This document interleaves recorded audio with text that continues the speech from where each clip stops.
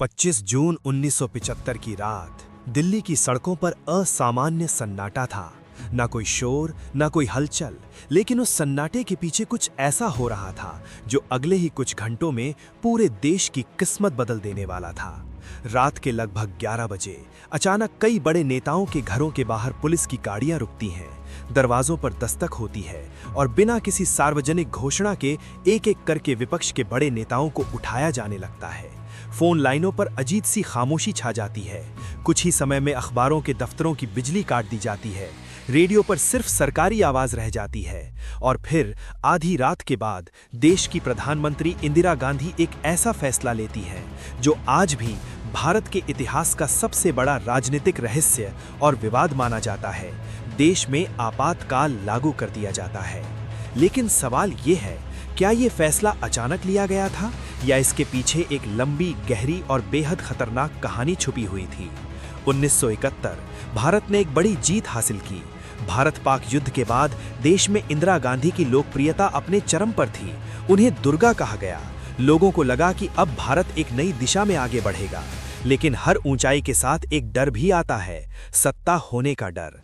धीरे धीरे देश में आर्थिक समस्याएं बढ़ने लगीं। महंगाई, बेरोजगारी, भ्रष्टाचार, लोगों के मन में सवाल उठने लगे, क्या ये वही सरकार है जिस पर हमने भरोसा किया था? 1974 बिहार से एक आवाज उठती है, जय प्रकाश नारायण। उन्होंने युवाओं को बुलाया और कहा कि संपूर्ण क्रांति लानी होगी। ये सिर्फ एक आंदोलन नहीं था, ये सरकार के खिलाफ एक जन आंदोलन बन गया। छात्र, मजदूर, आम लोग सब एक साथ खड़े हो गए।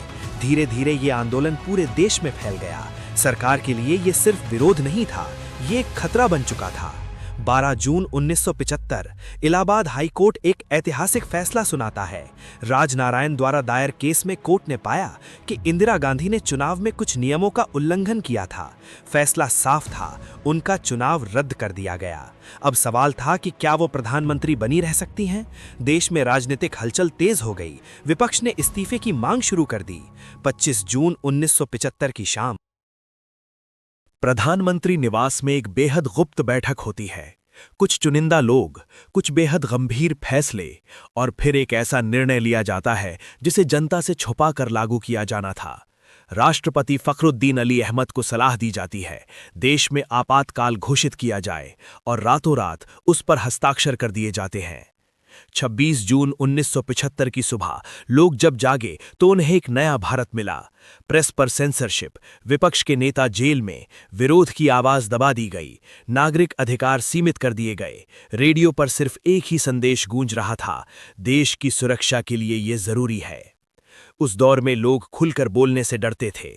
पत्रकारों को खबर छापने से पहले अनुमति लेनी पड़ती थी। कई अखबारों ने खाली पन्ने छापकर विरोध जताया, लेकिन ज्यादा देर तक नहीं। हजारों लोगों को बिना किसी कारण जेल में डाल दिया गया। कई लोगों को पता ही नहीं था कि उनके साथ क्या होने वाला है। इस पूरे दौर में एक और नाम बार बार सामने आता है, संजय गांधी। उनका प्रभाव अचानक बहुत बढ़ गया। उन्होंने कुछ बड़े फैसले लिए, जैसे जबरन नसबंदी अभियान, जिससे लाखों लोग प्रभावित हुए। ये फैसले आज भी विवाद का विषय है।